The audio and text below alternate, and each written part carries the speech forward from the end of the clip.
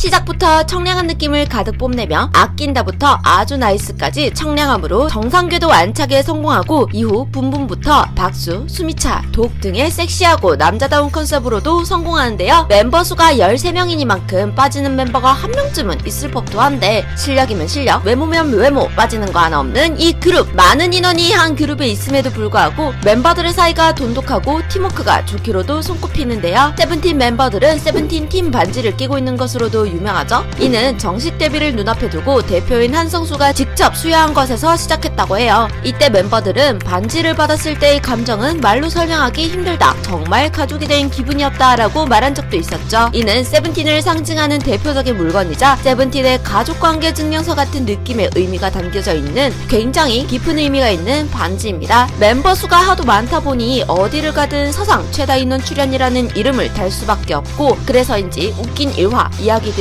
굉장히 많은데요. 심지어 대규모 인원이 한 번에 이동을 하다 보니 세븐틴 멤버들이 자체적으로 개인 행동을 삼가하며 스태프들에게 누가 될까봐 굉장히 신경쓰는 사려 깊은 모습까지도 가지고 있다고 해요. 생일 순으로 번호를 매겨서 자신의 숫자를 외치는 방식으로 인원 체크를 한다든가, 총괄 리더인 에스쿱스가 출석 체크 1을 외치면 순차적으로 번호를 외쳐 자신이 그 자리에 있음을 알리기도 한다는데요. 사실 데뷔 초반까지만 하더라도 소속사의 열악한 사정으로 인해 차 한 대에 멤버들이 몰아서 타고 나머지 멤버는 스텝차에 타서 이동하는 방식으로 스케줄에 다소 힘들게 참여하고는 했었는데, 점차 차 2대에서 3대, 현재는 차 4대, 집 3채로 규모도 점차 커지고 이제는 널널하게 이동할 수 있게 되었다고 합니다. 거기다가 멤버들은 합숙하면서 방을 같이 쓸 수밖에 없었는데 현재는 멤버의 대부분이 독방을 쓰고 있다고 합니다. 13명이서면 꽉 차던 연습실이 이제는 13명이서도 널널한 연습실로 바뀌었는데요. 이 연습실 사이즈를 보고 호시는 플레디스의 성장이라고 표현한다고 합니다. 이를 보면 세븐틴이 얼마나 성공했는지 알 수 있는 대목인데요. 세븐틴은 워낙 인원수가 많다 보니 자칫 잘못하면 실력 면에 있어서는 저평가 받을 수도 있지만 워낙 엄청난 실력과 칼군무, 화려한 퍼포먼스로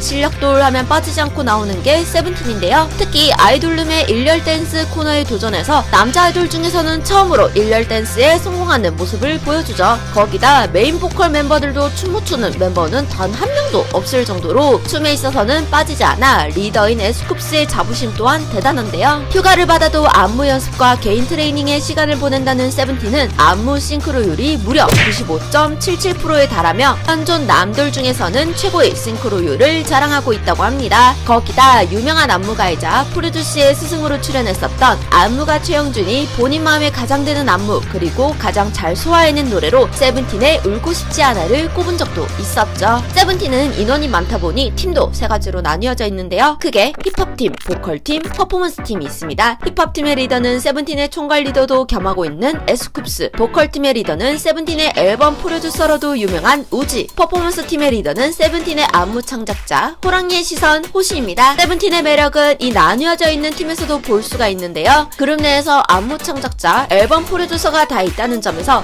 그룹 내에서 곡이 나오고 그룹 내에서 안무가 나온다는 점 또한 발릴 수밖에 없는 하나의 포인트라고 인정되는데요. 지금은 최정상에 자리 잡아 많은 팬들에게 사랑을 받고 있는 세븐틴이지만 그들의 시작은 결코 쉽지만은 않았었습니다. 사실 대규모 인원이 데뷔하여 성공한 케이스는 슈퍼주니어, NCT 등이 있는데 이마저도 대형 기획사에서 나온 아이돌이죠. 중소기획사에서 대규모로 데뷔하여 성공한 건 세븐틴 이전으로는 전례가 없었는데요. 사실 그렇기 때문에 데뷔 이전에는 지하실에서 연습하는가 하면 데뷔 이후에도 좋지 않은 소속사의 형편 때문에 뭔데 쟤네는 때로 나오냐, 멤버마다 5초는 부르냐 하는 악플들에 시달리는 시기를 보낼 수밖에 없었습니다. 플레디스가 지금은 세븐틴 때문에 소속사도 성장세를 보이고 있지만 당시에는 정말 힘든 시기를 보내고 있었기 때문에 세븐틴 멤버들도 위축될 수도 있을 법한 분위기였는데요. 하지만 그때마다 멤버들은 기죽지 말자, 뭔가를 보여주자 하며 서로를 다독이고 더욱 노력하고 더 단단한 팀워크를 보여주게 됩니다. 특히나 밥값은 나오겠냐 하는 악플이 주로 달렸을 때였는데 한성수 대표가 이해되고